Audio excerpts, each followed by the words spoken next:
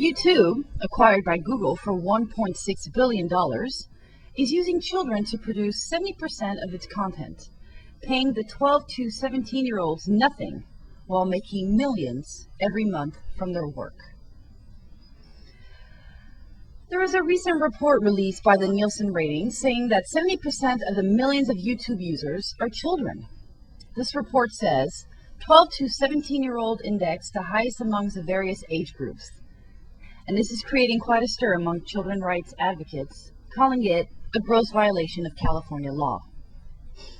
California law defines the entertainment industry as, and I quote, any organization or individual using the services of a minor in motion pictures of any type, which is film, videotape, etc., using any format, theater, film, commercial, documentary, television program, and so forth, by any medium, again, theater, television, videocassette, photography, recording, modeling, theatrical productions, publicities, rodeos.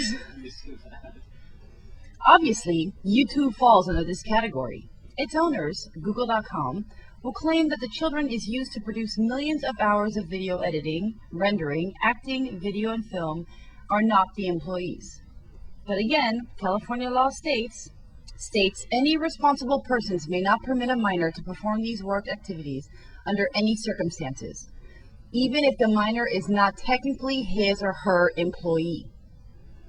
And the California Division of Labor Standards Enforcement, Article 46.1, say, private entities providing services are not exempt from federal wage requirements unless the service is related to skiing. End of quote.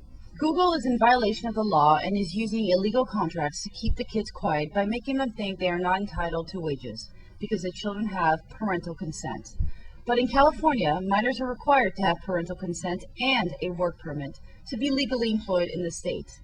The law reads, minors aged 15 days to 18 years employed in the entertainment industry must have a permit to work, and employers must have a permit to employ issued by the Division of Labor Standards Enforcement. Permits are then required even when the entertainment is non-commercial in nature.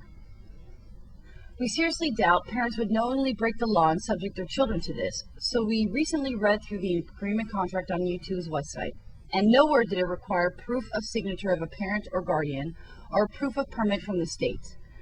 We researched the website for a permit to employ minors in the state of California and found none. Google seems to have predicted this eventuality and attempts to bully the kids with their illegal agreements on the YouTube site. Don't try to look for loopholes or try to lawyer your way around them. Just understand them and try to respect the spirit in which they are created. This is a direct quote from YouTube. Basically, they're saying, don't use the law to expose our criminal operation because we meant well and you should trust us because we, quote, don't do evil, unquote. They are sounding more like the Bush administration every day. There are several other laws that Google forces children to waive their rights on for the membership on their site.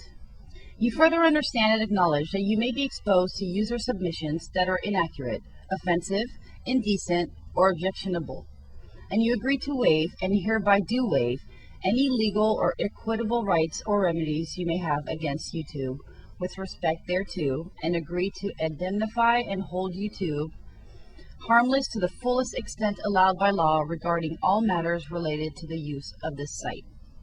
This is also a violation of the California child labor law, which states, any minor under 16 may not be employed or permit to work in any capacity in an occupation dangerous to the life or limb or injurious to the health or morals of the minor.